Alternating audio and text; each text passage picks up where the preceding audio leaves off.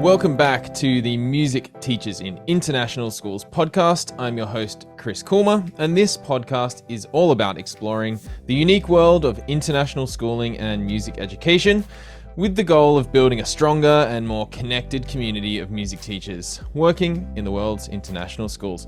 And I'm super excited about this episode, which I'm going to call Community Insights. There'll be 3 of these episodes in the coming weeks, and each of them will feature some amazing members of our community from literally all over the world. It was amazing. We put this out on various platforms and the response was fantastic.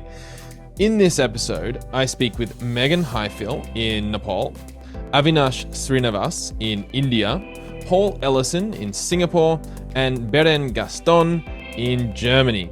And each conversation is totally different and represents the incredible diverse community that we have at MTIIS. If you enjoy this format, I'd love to hear from you via the Facebook or LinkedIn groups. Just drop me a message or, respond when you see this episode released. Okay, let's get into it. Please enjoy. So next up, we have Megan Highfill, who is currently the elementary music and drama teacher at Lincoln School in Kathmandu, Nepal. And I'm really excited to be talking to Megan today. Thanks for being with me today. Thanks for having me. I'm so excited to be here. We're going to jump into these 3 questions. And the first one that I'd love to know a bit about is, what are you looking forward to most about the 2023-24 academic year as an international school music teacher in Nepal? I'm really looking for, this is my last year of teaching, so I'm kind of just trying to take a lot of risks, and my main goal this year is to incorporate my students' cultural musical identities into my classroom. So I'm kind of starting out really differently from the way I normally start out, and students are exploring their identity, and really hoping this will lead to kind of some programmatic community sharing where students can prepare music and performances that incorporate the music and drama of their personal culture and their personal identity, and share that with the community. Yeah, it's very exciting going into this year because we have a whole arts theme throughout the whole department about belonging and togetherness, and it's something I've not done before, and I love taking risks and trying new things in the classroom. Sounds so cool. Do you have any examples of some of the things you might be trying to do to bring about this exploration of cultural and musical identities? We're just starting out kind of working on identity and what that means. So in the lower elementary grades, we're using a lot of puppet work so that students can understand that the way that we look does not necessarily define who we are. And even where we're from or what our family is does not necessarily mean that is our entire identity. In the international world, we have so many students that have multiple identities and then personal preferences that are influenced by the communities they've lived in and their families. And in this case, there's large embassy communities and diplomatic communities that feed into our school. So we're just trying to kind of define culture and identity and what that can mean. And then moving forward, I'm hoping to have students bring songs and kind of cultural celebrations from their homes and share them in their classrooms, and then plan a performance based on what is shared. And that might mean the whole class hears a song from Colombia and they really like it and they want to move forward with that. Or it may mean they need to look at mashing some songs up together or creating a short dramatic play that incorporates multiple songs. We're talking a lot about continuums and rainbows and how things don't necessarily have to be in a defined point, that things can kind of move backwards and forwards and along that continuum of diversity. That sounds fantastic. I can't wait to hear how it goes. I'd love to catch up with you and get a bit of reflection once you've kind of tried a few things. Brilliant. Okay, well, you've kind of almost covered this question, but maybe there's more. Yes. What's one new idea apart from this, or as well as this, that you plan to implement into your teaching this academic year? I think something that I'm continuously working on, it's not necessarily a new idea, but every year I kind of push this goal further, is utilizing student voice and ownership in the classroom. And for me, that meant I started this year with very little planning. And it made me very uncomfortable because I was sitting in the pre-service days when I had time in my classroom, and I wasn't doing much. I was doing a lot of reading and a lot of cultural relevant pedagogy study, but I wasn't actually planning for my classroom because I really wanted to just have the students arrive and start talking to them and seeing what their interests were and what songs resonated with them. Since we have quite a bit of, we're very lucky in that we have a lot of students that continue with us from year to year. So it was very, even with the younger ones, they came in wanting songs and making suggestions and wanting to do things from last year. So I just kind of relied on that. And so far it's gone really well. And then I'm hoping that will be a jumping off point into the identity and the kind of creative elements of our program that's hopefully in November, and the students will continue to own that and feel like it's their creation from start to finish, not something I've mapped out and planned and then I'm directing. I've got a couple of follow-up questions, if it's okay. Yes. It Yes. sounds to me like you're really taking I don't know if this is the right word that you'd use, but I was thinking like a facilitator role Mhm. as your pedagogy. Would that be correct, or is that how you sort of see yourself in this program that you're developing and exploring? For sure. It's definitely more of a facilitator. I've been thinking a lot about leadership and arts leadership, and I'm studying a lot of leadership right now, and that difference between the sage on the stage and the guide on the side. And I've really tried to embody that kind of in all forms of my life. I tend to really like planning and organization and control and spreadsheets.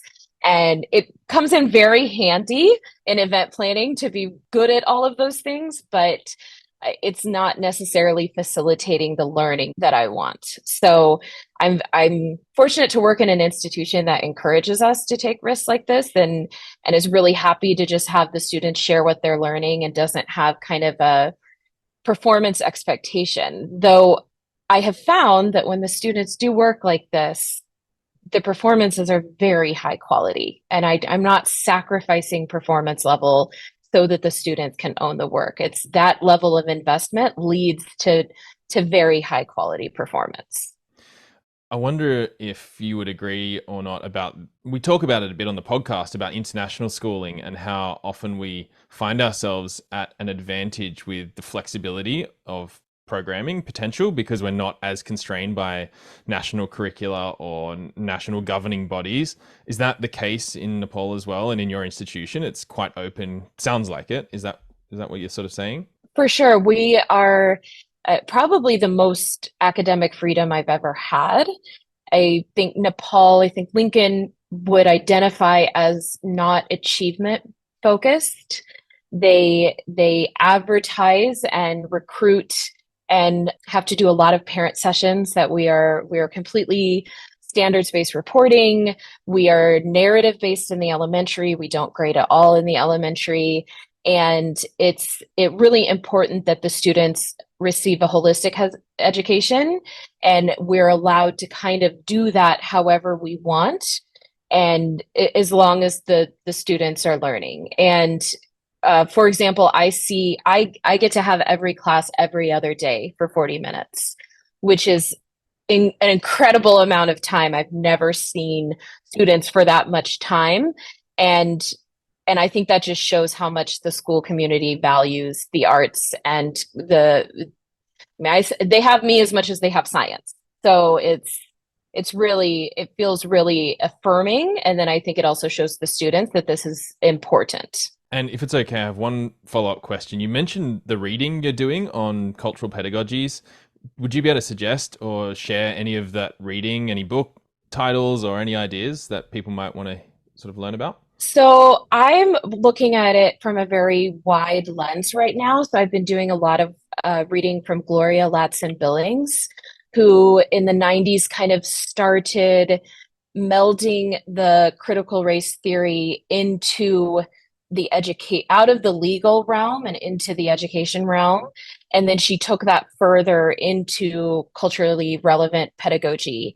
And her I really like her because unlike some of the other CRT work I've read, it's really accessible for educators. And it kind of takes the stigma away from CRT and shows you that it's actually very useful in the classroom to have an understanding of privilege and how culture and identity influence our actions every day. And then I've also done a lot of the reading about third culture kids. I've read the book by Pollock, and I've worked a little bit on how I can be better about supporting those students in the classroom by allowing them to explore their multiple identities and not just keeping them tied to their passport country, which is a very easy thing to do when we talk about international days, we talk about diversity days. We're really tying students to identifying one way. And we're talking about transformative DEIJ, and rather than the sprinkling of diversity here and there, where it's the student should constantly be relating their identities in the classroom. So I found those two resources quite helpful in that sense. Brilliant. We'll add those researchers, those authors to the show notes so people can follow up on that.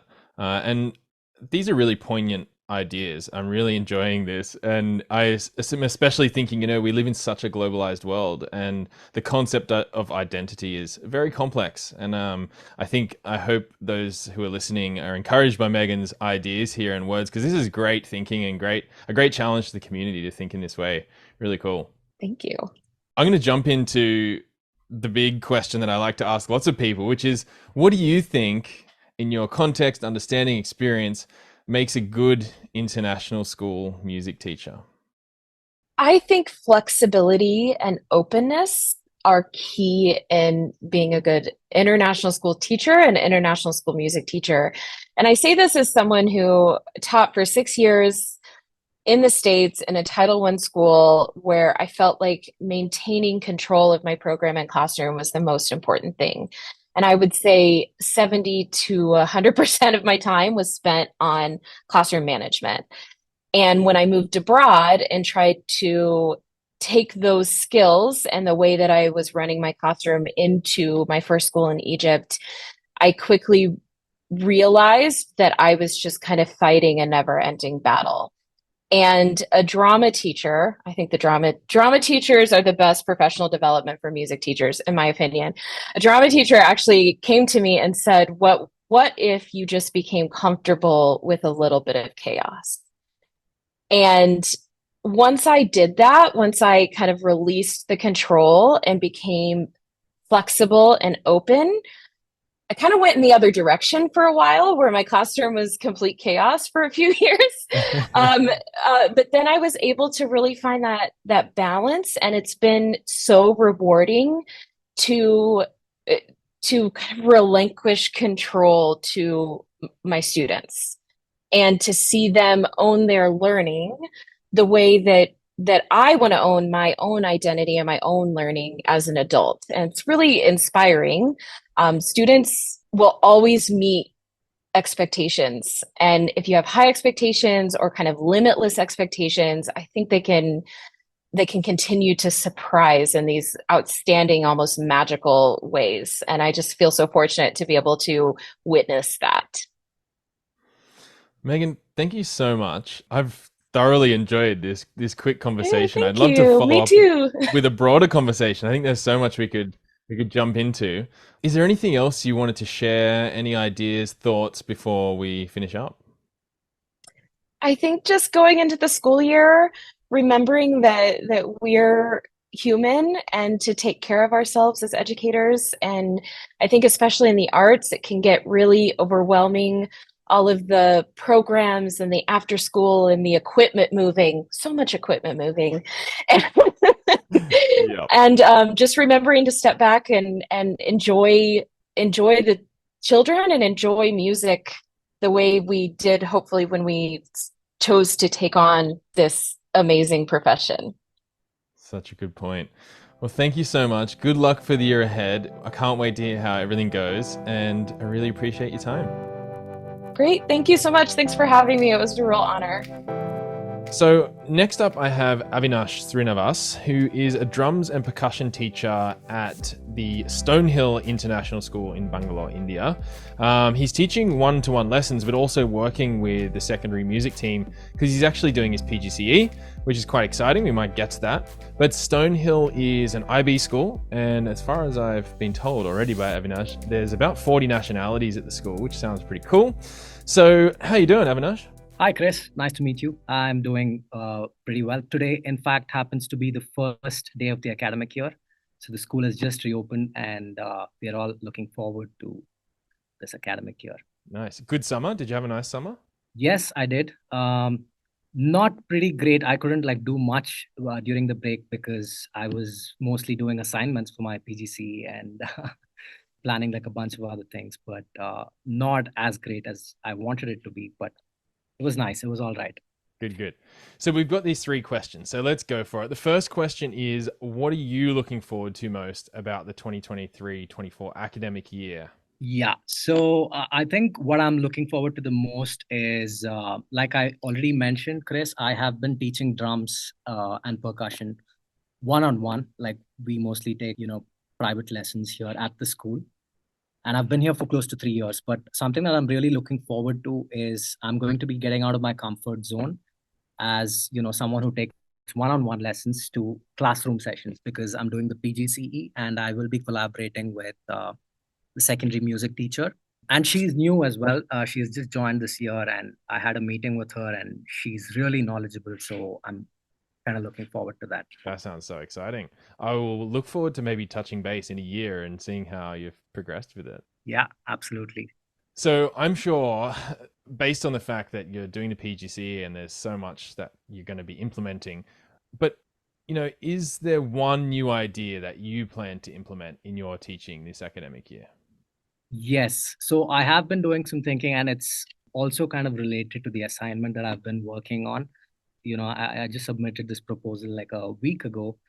Instead of, I think music is usually the way I have been teaching music, at least, drum set was very result oriented, you teach the student how to play a piece, they learn how to play it and they deliver it, they put up a good performance. But I think the element that was missing is teaching students how to be passionate about playing the instrument, kind of helping them falling in love with the instrument, teaching them how to fall in love. And as musicians, I think this is something that maybe we were either lucky to have good teachers who were able to inspire and motivate us, or we kind of picked it up on our own by watching other musicians play. But I think I would like to focus on that aspect, instead of the traditional just rote learning, you're just learning how to play an instrument. I mean, I think we are quite capable of doing that. Most of the music teachers are. But I want to help try and teach the students how to kind of fall in love with the instrument, and that'll help them kind of play the instrument and pursue the instrument for a long period of time. Do you have any particular strategies that you think might work? I think that is also kind of related to how you are as a musician, like what you do as a musician. How it could just be as simple as performing for the students. The students need to be able to watch the teacher perform. You have the ability to kind of inspire and motivate the students. There are some performances I'm pretty sure you would remember, like a handful of performances that you would have watched, where you just watch them and you're just in awe of how good it was, and you can't wait to go back home and try that out on your instrument. If I'm able to do that either through a performance, or it could even just be through a conversation, or showing them videos that are kind of inspiring. There are various strategies, but I think that would also depend from student to student. Yeah, fair point. Okay, so my favorite question, and I'm going to ask everyone this one: what do you think makes a good international school music teacher? Okay, I think I would also kind of link the answer to this, to my previous answer, which was, I think first and foremost, you need to be passionate about what you do, about your instrument. And the students need to be able to see that. It shouldn't just be a job that you take up, because that's not what we do as musicians. I think for me, I just love playing drums. I can't, like, I practice when I'm at school. Whenever I get breaks in between lessons, I'm practicing. And what you can also see is, like, there's a little window next to my classroom where the kids hang out during their breaks. So I'm playing some songs. So the kids literally just hang out there, like they're watching me play during the breaks, and they're like, "Hey, that's so cool." And I kind of like get them to come in here, sit and watch me perform. That kind of motivates them, and they get curious about the instrument. So, things like that. I think it's important to really be passionate about your instrument, about music in general. And of course, the ability to kind of pass that on to the students who learn music either in the classroom or, like as one-on-one sessions, to just pursue it as a hobby. And apart from that, I think another quality that would make a great teacher in an international music school is be sensitive to the fact that you have students from a lot of cultural backgrounds, and you have to be kind of like you have to be able to adapt to, like, understand various cultures. And, you should be really sensitive to that. I think that's another quality that would make a good music teacher at an international school. Avinash, thanks so much. I'm imagining what it might be like with the students walking past, seeing you play drums. It feels like role modeling seems like an important concept to you, role modeling Yes. your passion, Yes. your drive to play music and be involved in music. And that's really exciting. So I'd love to come and visit your school one day and check it all out. You should, yeah. Avinash, is there anything you want to add before we finish up? I can't really think of anything else, but yeah, I think that's pretty much it. Cool. Thanks so much. Thank you, Chris. Thank you for giving me the opportunity to be on this podcast. And yeah, thanks a lot. So next up is Paul Ellison, who is the Director of Music at Dover Court International School in Singapore. And Paul and I have met a couple of times over the years, but I'm excited to have him here and explore these questions. So how you doing, Paul? I'm good, thanks. Thanks for inviting me along to be on your podcast. Pleasure. So the first question is, what are you looking forward to most about the 2023-24 academic year as an international school music teacher? I'm looking forward to seeing the benefits of the impact of the last 2 years. I've been at Dover for 2.5 years, and part of my remit and my focus has been to really up the numbers, taking GCSE and hopefully IB. And obviously that doesn't happen overnight. So those numbers are filtering through. So instead of having the little tiny, 5-6 cohorts that you often get in school, we've got like 20, 25 coming through. So I'm looking forward to those massive groups, which will inform performances and a whole buzz around the department. And ultimately that going into IB, which we never had that luxury of having a big pool to go through to IB. So I'm really looking forward to that. And I'm looking forward to my new music teacher, who's going to be kicking off next week too. She's quite a late appointment, so I was getting a little bit worried towards the end of the year. But thankfully we found someone. I think she's going to be great. Obviously, in an international setting, that part of the remit is change all the time. And if you need to embrace change and people leaving who might be great, but then you've got to, it's revolving doors, isn't it, all the time, kids or teachers, whatever it is, curriculum even. So yeah, she's very different than what we had before, which is great. I love change. She's a performer, a player, so we'll see how that pans out. So I'm excited about that. And I'm also excited about the opportunities that I'm working on at the minute, which are going to happen, of getting the young musicians performing in the community. That's a big thing for me this year. So we're going to take our Battle of the Bands final. We're going to do Battle of the Bands this year, second time, and the kids are really excited about that. They were excited the day after the last Battle of the Bands, which is like last February. When's the next one? And so we're going to be doing that at a venue in Singapore. The final of that will be a venue. Instead of doing it in the school hall, which is the same old thing. And some of those kids have been looking at that school hall for, 13 years or something. So get outside and make all the kind of, my ethos is a lot about building the bridge between music outside in the real world, what you listen to, what you see, what you hear out there and in school. And I think young people don't make that connection. It's such a powerful thing when they realize that it's all part of this big picture, and that music isn't to be played in a school concert on a stage. So, and get them outside, and we're going to have our final of our Battle of the Bands in a proper venue. And also there's another new venue that's popped up, and I was speaking to my friend at Tanglin. We're going to do like a joint Sunday afternoon gig, get some of the older guys who have got the bands that are quite established already to do a kind of a collaboration, another community thing going on, and get them performing at a real live venue with an engineer and everything. And then the reverse, getting musicians from the community to come into school. So making all those connections, outside of the school box, really.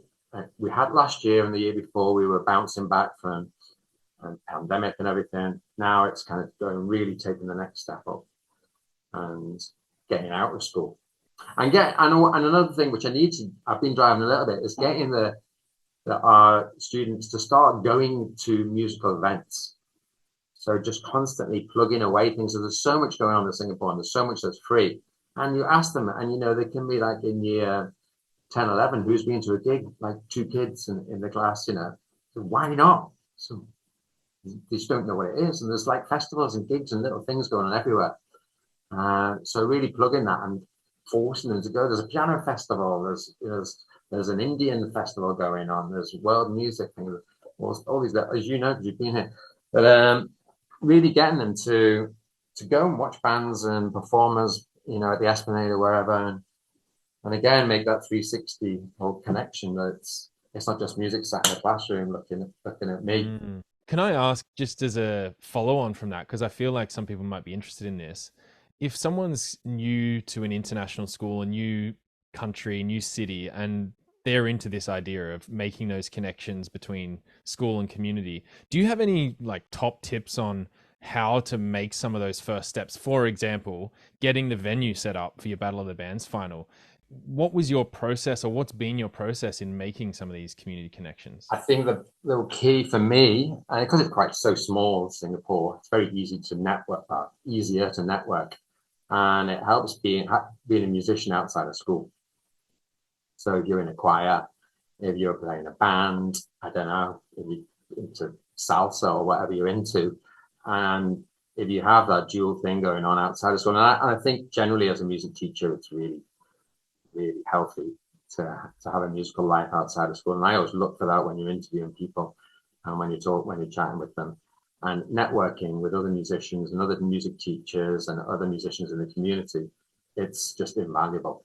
If you turn up to rehearsal and like, oh yeah, my mate works at the school down the road from you and he does this, and the next minute, oh yeah, and you end up in a group and they say, oh, do you want to play in this reggae band? Do you want to play in this jazz band? Do you want to play here?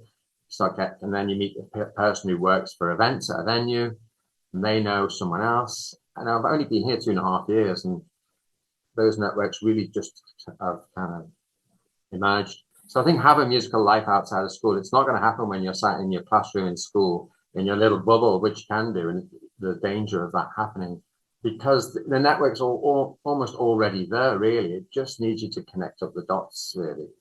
Yeah. And if you are a player in a choir, or whatever you do, and I think it really helps make those connections. Well, this probably feeds pretty nicely into the next question, which is what is one new idea that you plan to implement in your teaching this coming academic year? But it's not teaching per se, but I've started at the end of last year with giving students more advocacy and leadership over their learning, and not just the learning, what goes on in the music department. So we have a little series on a Friday. We have like a lunchtime concert thing. It started off as just piano because I realized when I got to Singapore, there were hundreds and hundreds of pianists, but none of them hardly any of them had ever played in public because they just sat at home doing ABRSM. I was like, what's going on? Have your friends ever heard you play? They're like, no. And I was like, why would they want to hear me play? I was, anybody heard you play? No. So we started doing a Friday lunchtime thing and really encouraging pianists to play. So at the end of last year, some of the top kids who really fancy piano players, I asked if they'd be interested in running that this year. So I'm going to try and hand over some more of that, might be extracurricular things, or just give the kids more advocacy over the running of the department, make music, music advocates, leaders. So that's something I want to really get going in the music department this year. Nice.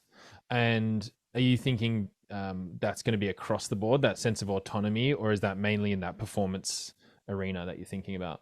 It is there already. When we do a lot of work with bands and musical future stuff, and that's kind of built into that really, and that's part of the ethos of that way of learning, being student-centered. Year 7 maybe not so much, but as they emerge into year 8, we only have 2-year Key Stage 3. So to a certain extent, in Key Stage 3, you can have that within the curriculum, more advocacy, autonomy, as you say. It's a bit trickier within the curriculum as you go further up, because you have to cover the syllabus. And definitely a high B. Yeah, I was going to say GCSE. Yeah, it's quite prescribed, isn't it? It's like an elastic. It's like a balloon in and out. And then GCSE kind of chokes it, and then hopefully, as I said right at the beginning, after we have these numbers pushing through, we'll have a much bigger cohort of IB next year. Nice. Which I would be really excited, but you have tiny numbers at the minute, like a lot of schools do, really. And that's not really to do with the music department and what we're doing in music. It's to do with mindset, and it's more parents and kids, really, everybody really, about, well, why do I want to do music at IB? So that's a whole different podcast. Yeah, we could probably go down that whole rabbit hole. And there's some really good thought that we could touch on with that one. Yeah, let's not go there. But let's put that aside for the next podcast and go to my favorite question, which is lots of nuance, which is, what do you think, from your perspective, experience, makes a good international school music teacher? Yeah, well, for me, I think it's obviously we follow an adapted curriculum, whatever that might be, and wherever you go in the world, wherever school, it's a different level of adaptation. So you're going to be walking in, you don't know what you're going to be walking into, really. So you need to be adaptable and have a really broad, open mind and skill set. Because you don't know what you're going to be walking into. You get a job in London or Brighton or Liverpool, you know pretty much, and you've done your PGC, you've got the tools and the toolkit to walk in and rock up, and you're going to be able to pretty much know what's going on. But with international setting, I think a lot of the teachers have their way, their version of what the British curriculum is. So it's not really level in that way. So when you arrive, or wherever you've come from, you need to be really flexible and open to what's going to happen, because you don't know what slant that particular head of department, whoever it is going to have, and how where they're going to meet you. Does that make sense? Yeah, I think adaptable, flexible. And there's a weird paradox, because a lot of international teachers might leave the UK because they don't like the restrictions of the British curriculum. They want to have more freedom and autonomy over what they deliver. And so, but then you do, because you're following in their footsteps, and then you get there and like, oh, this is what we're doing it this way. And say, well, I left the UK because I didn't want to do it that way. so you have to have that. You have to be really inclusive and open as well, because of the kids in front of you, from all different cultures, different backgrounds, different countries, different experiences. So that can be challenging. But obviously the behavior and all that type of stuff is much, much more manageable, in my experience, than it is in a state school in the UK. So yeah, you have to be like that. You have to be able to strike a balance between being creative and impulsive and buzzy and kind of on it, and kind of towing the line. I think that's something I've always found difficult. I'm quite spontaneous about things, and I'm a very creative way of thinking. I'll be like, no, I've changed my mind. Let's do it this way. Well, let's do it that old way, but mixed with this new way, this new weird monster version of it. And so you need to be able to do that, but then fit within systems of the wider community of the school, and to toe the line with the assessment and reporting and all the rest of that stuff as well. That's the kind of nuts and bolts. But then be creative and buzzy and around that. And that's it's those two worlds. You have to find a path through that. And I think you hit on something that's come up quite a lot, especially last year on the podcast, which is this idea that in the international school context, we have this ability. I mean, we talked about maybe the GCSE and how that kind of restrains or constrains again, but typically you kind of have this potential of doing innovative, different stuff. And I liked your reflection on leaving the UK to escape something, and then you just find yourself replicating it in the international or even context. worse, because you're going to get this teachers like, I'm going to go off to teaching where at Singapore, and I'm going to do this, and it's going to be the best thing ever. Might not be your best thing ever. So yeah, it's really exciting going back this year, because by the end of last year, it was all exploding at Dover, and we had an amazing concert. We have 2 orchestras now that we had none 2 years ago. So we have a primary one, secondary one, got loads of bands. So we're kind of ticking all the boxes for most of the students. We've got piano things, like I said, things all dotted through now we've got a calendar where we have set events that happen kind of twice now. So they're in the system. So it's all the wheels are turning now. And yeah, music's really buzzing there now. So I'm very happy with how things are panning out. That's really exciting. Well, we'll have to catch up later in the year and hear how the year pans out. I'm sure we'll come across each other around the place as well. But thanks for your time. Thanks for sharing where you're at and your hopes for the year. And I hope it all happens. It sounds really exciting. Is there anything else you want to share or reflect on before we wrap up? I'm just looking forward to a new year, new kids coming up from year 6, a new staff member. I think it's going to be another busy, exciting year. Great. Well, thanks for joining me, Paul, and we'll catch you again soon. Yeah, see you soon. All right, so next up, I've got Beren Gaston. Beren's a good buddy of mine. We go back quite a way from our time in Malaysia, so it's really cool to have him on this episode. He is a PYP and MYP music teacher at the International School of Hannover, and that's obviously in Hannover in Germany. Beren, thanks for joining me. Hey, thanks for having me. Good to see you. This is great. And we're just commenting, you're in your classroom. We've got for those who are watching this episode, we've got some cool stuff going on in the background. Yeah, just like getting ready to start in about 3 days. So the classroom is, the first thing you want to make sure that it's looking good, but the board is always messy. Yeah, nice. I think you said organized chaos. I like it. So Beren, a few days away from starting the academic year, what are you looking forward to most about the 2023-24 academic year as an international school music teacher? Well, personally, I'm really looking forward to have a normal year. Normally, that's normal, but it's normal, right? But after all these years we had of restrictions and pandemics and bits and bobs and home teaching and all home learning, that I think for the first year, I'm really looking forward to have it from beginning till end, that we can call it a normal one, no? Or a good one, normal.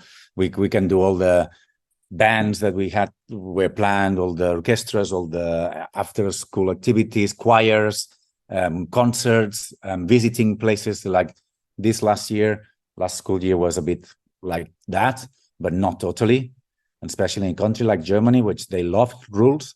So there were a lot of still some restrictions, to say that, and again, worldwide it was like that. But this is my mostly thing. I'm really looking forward for this year to have it. I don't like the word normal, but a normal year. Yeah, I know what you mean. I hear the sentiment, and that's exciting. Did you have, last year, was it kind of a chaotic year where you were trying to find your feet again after maybe the year before being extra restricted? Yeah, totally. And also because I joined a new school during the pandemic, so we started, and after like a week or two, like when you get to meet the school, how it works, the facilities, what you got, and they sent us home because we had to do like the home learning.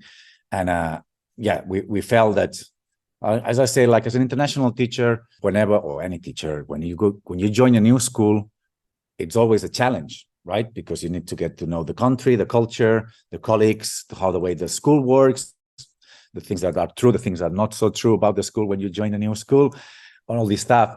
But when you get into it, and then after a month or less than a month, you are like, boom, at home, 4 rooms.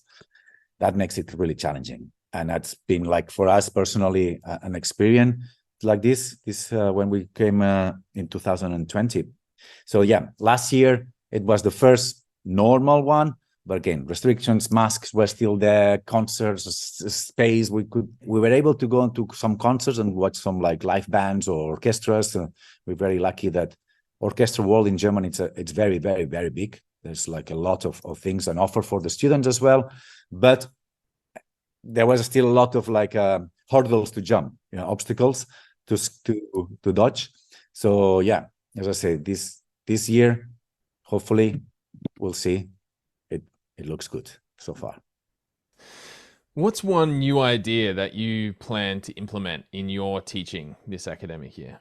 So one of the things that we worked, I mean, as you said before, I'm like a PYP and MYP teacher. So one of the things that we found that always is a bit difficult is like the transition between primary and secondary, right? That's always in all subjects, and especially for the students as well. They come from this world. The primary, it's all not in a bubble, but they all happens in a class normally, and they go to see few specialists, and then they go to secondary, which everything is in a specialist lesson, and they get a little bit.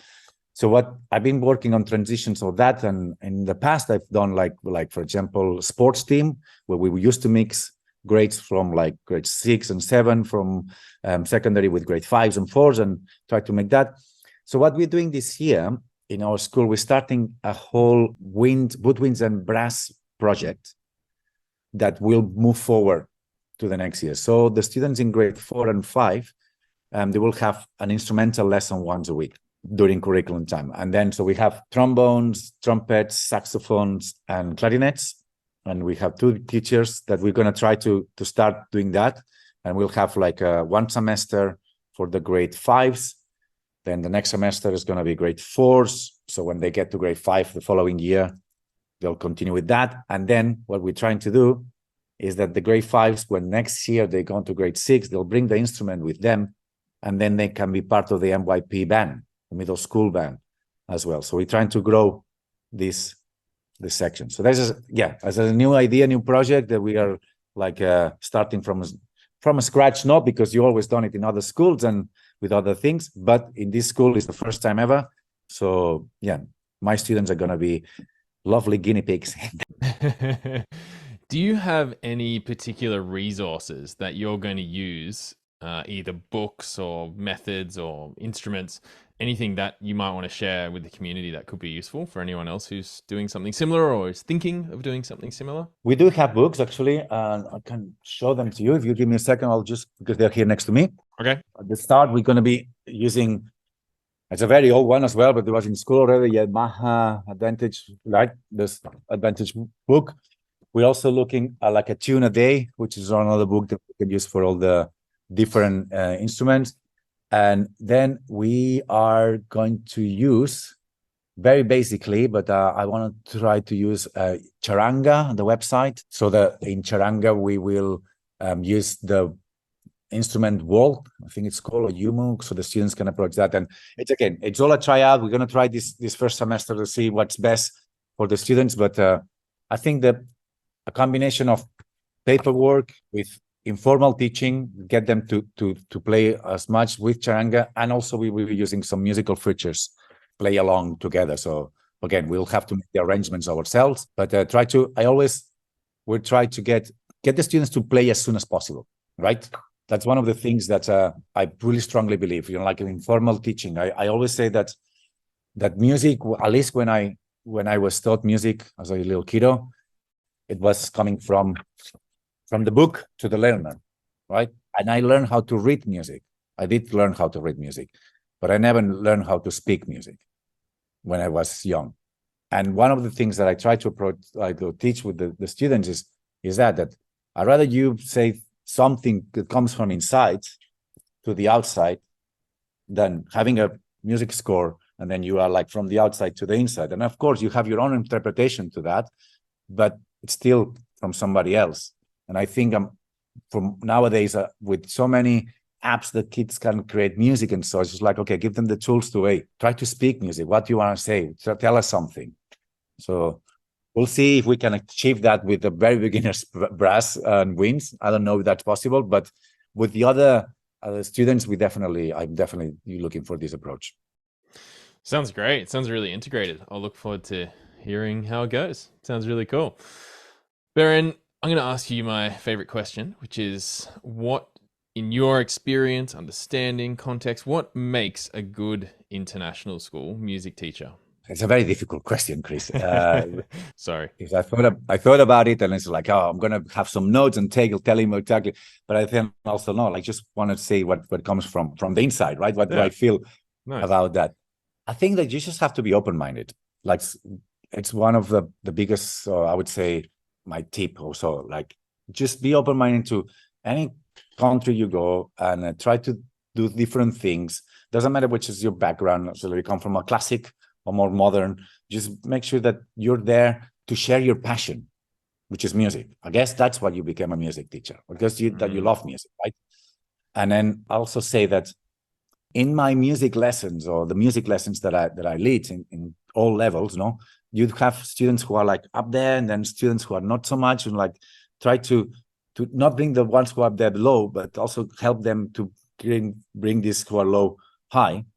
And also, one of the things that I say is that, okay, as we say, like, it's okay to make mistakes and so try to express yourself. But I think, at least personally, when you have, I remember I would say like an anecdote. Once I had a concert when I was working in the Middle East. I organized the end of the year concert, and everybody was on the stage. We have the production, the show. And so one of the best compliments I had from a parent that had been in the Middle East for many years, and that was the first year in our school, he said, like, I didn't see anybody on the stage who was having a stressful phase or panic attack, or nobody on that stage was stressed. Everybody was sort of enjoying in the different level. And I went like, oh, thank you very much. But then afterwards I thought, well, why did she say that to me? I was like, probably, again, the pressure that we have as teachers, we put it into the students when they are performing. And that's one of the things I've learned with the years. Just chill a little bit, because what you want to do, you're not going to make the next Ed Sheeran, Mozart, Beethoven, John Lennon in your classroom, because you don't have enough time in a music lesson, right? But you want to help them to have this, okay, hey, your passion, just bring it out, make the stage yours. But if you're not the stage person, then make the backstage yours. This is my, I mean, again, we're not only teaching music, we're also teaching performing arts. So it's a little bit, sometimes a bit of everything. As I say, like back to that time where the parents say like, nobody was stressed, nobody was not enjoying being on the stage. That was a really good compliment they had. And the thing, like always try to, from here to the outside, we want to share our feelings over what music is, right? So that's, I don't know. I'm talking too much, Chris. Sorry, stop me. No, this is good. I'm just taking it all in, open-minded, passion. I just took some notes as you were speaking, like chill out. I like that too. Really, really nice. And what comes across to me is that you said earlier, maybe I should have taken some notes and said exactly, something perfect. But that's maybe the point. You've made the point just in not doing that, because being an international school music teacher, as you've just said, is to express your passion and be open-minded and be responsive to whatever happens. So I really liked it. I was just sitting there going, keep talking. This is great. And something else also I want to add to this is like, I also have a background in EAL. And I think that over the years, I'm an EAL person myself, right? I'm from Barcelona. I speak Spanish, and English was something I learned because I like the Beatles, basically. That was my motivation. But what I think is like in lessons, in music lessons, on subjects like ours or PE, could say maybe, or arts or something, it's very important to let the EAL students that don't have the possibility in other lessons sometimes to express themselves, not to have the lead, to be a role model, to be able to, I have this amazing Chinese student who is very, very quiet in class, but can play like in grade 2 already, can play sonatas and all this like amazing. Let him show off a little bit. I don't know the word show off, but to share his talents, because in the rest of the lesson, sometimes they're like the ones in behind the desk and they're like, oh, I don't know what. Yeah. So the EAL, I think it's also another big thing I would say as a good music teacher or like a music teacher. Yeah. Sing songs from all around the world. Yeah. And one thing, at least personally, don't use the term world music. Okay. At least personally, I think, okay, so that's world music and non-world music, right? If you do that, when you go to when you used to go to this shop, remember, like record shop, you go to the world music section, flamenco, Spanish music, Latin, African, whatever. Yeah. And then you have to the rest of the world, which is all English based mostly. Mm. So that was the difference. At least in class, everything is world music because we live in a world. And this is something, just to chime in on that, that we've been working a lot on in the MTIIS, because this idea of world music is contested. And I don't know if you've seen, we've been hosting this course called World Music Pedagogy, which is a complete deconstruction of world music. It's almost intentionally put there to get people to deconstruct it. And it's phenomenal, this whole pedagogy that's been developed, which is essentially suggesting that exactly what you said, the world's music. Well, the world is full of music. And if we approach it from a Western lens, as in this is music, and then there's all this other music that's world music. Yeah, it's an interesting conversation. Whereas the world music pedagogy flips it completely and says, well, the world has, 80% of the world's music is learnt orally and informally, and we often know nothing about it because we're so focused on this other music or the right music. Yeah, it's a good one. No, it's very interesting. Also, when you talk to the students, again, doing like a bit of secondary, you get more elaborated answers. And they you can see, like the ones who come, at least in Europe, that's music, and the rest is world music. But the ones who come from Asia, Africa, it's like everything is music everywhere. So it's not like what's world music because you come from no. So it's very interesting. It's very interesting. I love it. And yeah, for those who are interested in this topic, we've come up against this topic a couple of times on the podcast. I'm thinking Jennifer Walden's episode, and we had a chat with Andy Gledhill, who does a lot of music from around the world, culturally diverse music, he might call it. So yeah, there's some good reference points there. But yeah, thanks for bringing that one up, Beren. I think it's always worth throwing in the mix. Here we are to learn, right? To get better. Always learning. Absolutely. Thank you so much for taking us on a little journey with, what you're looking forward to and the things you're planning to implement in the year ahead. Is there anything else you wanted to touch on? Any thoughts, ideas, questions before we wrap up? No, I just want to say that thank you for doing what you're doing with your podcast. I've been watching them and learning from that. Also your Facebook page and your website and all the beginners orchestra. I think that all these things is like we were talking before. They're necessary. And when you are a teacher, you don't have a music teacher or any kind of teacher, you don't have time to do all these things. So it's always good to know. And especially, again, our personal connection, I know you and I'm really sure that whatever you're doing, it's going to be super good for the pedagogical world. So yeah, congratulations and keep doing that. Thanks, man. I really appreciate it. And yeah, I'm looking forward to catching up again one day. We got to know each other a bit in KL back in the day, but I'd love to come over and have a bike ride with you in Germany. I see your photos and I get excited. It looks good. Come when the sun is shining. Yes. Beren, thanks so much and all the best for the year ahead. Thank you. The same. Thank you for listening to this episode of the Music Teachers in International Schools podcast. Listen to other episodes by visiting MTIIS.com or learn more about our community on Facebook by simply searching for Music Teachers in International Schools. If you know someone who you think I should get on the podcast, I'd love to hear from you. You can find me at chriskoelma.com, ChrisKoelma.com. See you next time.